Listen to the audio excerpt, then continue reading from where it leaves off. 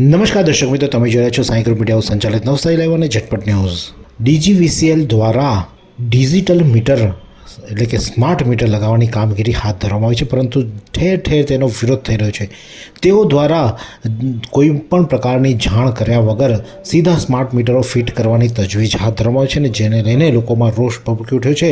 અને અગાઉ પણ સ્માર્ટ મીટરને લઈને કેટલીક દુવિધાઓ ઊભી થઈ હતી, અને જેથી કરીને લોકો સ્માર્ટ મીટરનો વિરોધ કરી રહ્યા છે.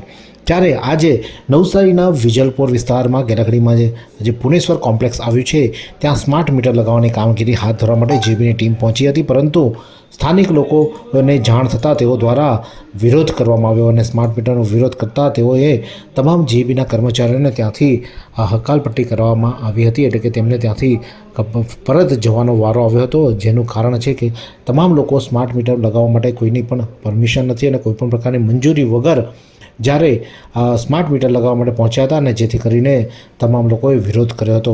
અને ખાસ કરીને આરોપ પણ લગાવવામાં આવ્યો હતો કે જે પણ સ્માર્ટ મીટર હાલમાં લગાવવામાં આવી રહ્યા છે તે સ્લમ વિસ્તારો હોય તેવા વિસ્તારોને ટાર્ગેટ કરવામાં છે, પરંતુ સારો જે વિસ્તાર છે ત્યાં કોઈ પણ પ્રકારના જીબી દ્વારા મીટરો લગાવવાની કામગીરી કરવામાં નથી આવતી. સ્માર્ટ મીટરને લઈને લોકોમાં રોષ વ્યાપ્યો છે. અને ત્યારે આ જે સ્માર્ટ મીટર લગાવવા ગયા હતા ત્યારે ત્યાંના રહીશ એવા દીપકભાઈ શું કહે છે, આવો સાંભળીએ.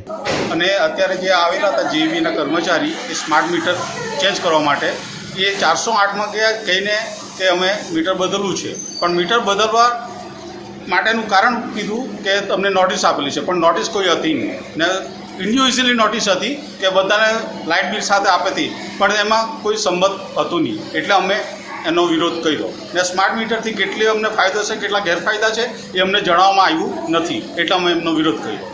22 વર્ષથી દરરોજ લાખો જીવનોમાં આશા અને આરોગ્યનું પ્રકાશ આપતી Kejal life in multi speciality hospital, અદ્યતન સુવિધા સાથેની હોસ્પિટલ, અનુભવી ડોક્ટરો અને ટેકનોલોજી સહિત ઓપરેશન થિયેટર્સ, ICU અને NICU વિભાગ, 24 કલાક ચાલતી ઇમરજન્સી સર્વિસીસ, મેડિકલ સ્ટોર અને લેબોરેટરીની સુવિધા પણ ઉપલબ્ધ છે.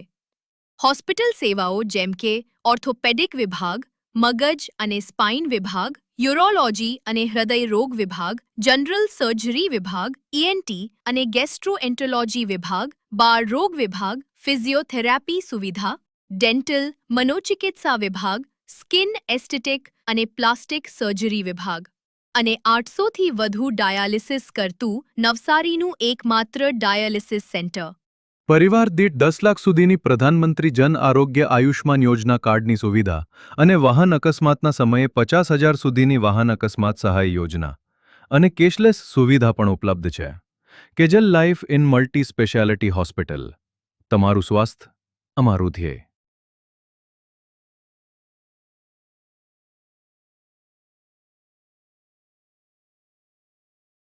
તો ત્યાંના રહેવાસી શર્મિલા પટેલ શું કહે છે, આવો સાંભળીએ.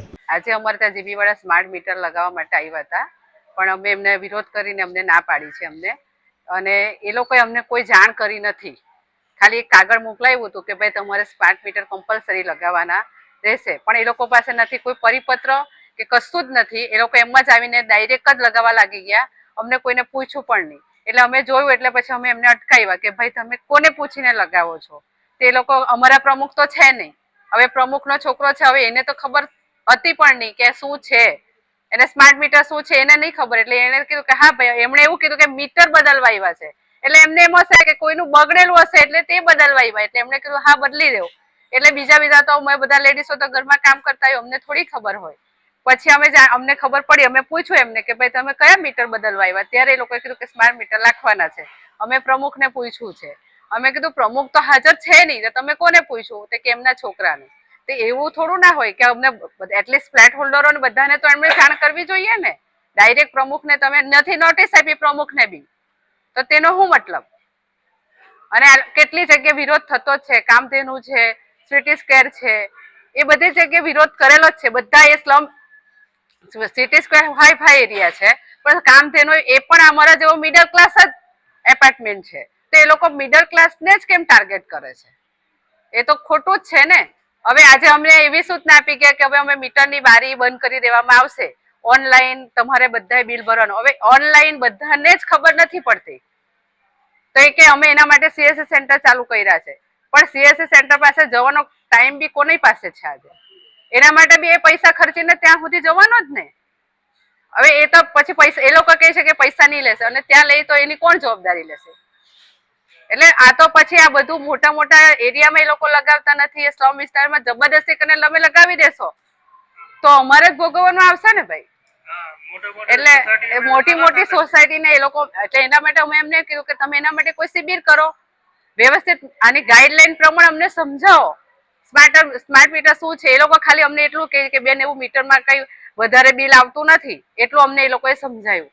કમ્પલસરી નથી ને. અમે એમની પાસે, અમારા એક ભગતભાઈ છે, અશોકભાઈ છે, એ લોકોએ કીધું કે ભાઈ અમને પરિપત્ર આપો કે તમે બદલવાના, તો પરિપત્ર આપો કે જે એપાર્ટમેન્ટમાં લગાવેલા તે એપાર્ટમેન્ટ વાળાના હોલ્ડરો સાથે અમારી વાત કરાવો. તો ખાલી એ લોકોએ નામ લીધું કે તાસ્કર નગરમાં બદલ્યા છે બસ. અને અમે જોઈએ જ છે ન્યૂઝોમાં, કોઈ પણ લગાવતું નથી. અને એ લોકો હાઈફાઈ એરિયામાં તો જતા જ નથી. મોટી મોટી સોસાયટીમાં જાઓ, પેલા એ લોકોને લગાવે તો પછી અમને બી ખ્યાલ આવે કે હા હવે લગાવવા જેવું છે. આ તો એ લોકો સ્લમ એરિયાને જ ટાર્ગેટ કરે છે, બધા સ્લમ એરિયા. આ અમારું પુરેશ્વર કોમ્પ્લેક્સ જલાલપુરમાં ગ્રામ પંચાયતમાં આવે છે, એ પણ અમારો બી સ્લમ એરિયામાં એપાર્ટમેન્ટમાં ભલે રહેતા છે, પણ કોઈ હાઈફાઈ નથી, બધા મિડલ ક્લાસ ફેમિલી છે.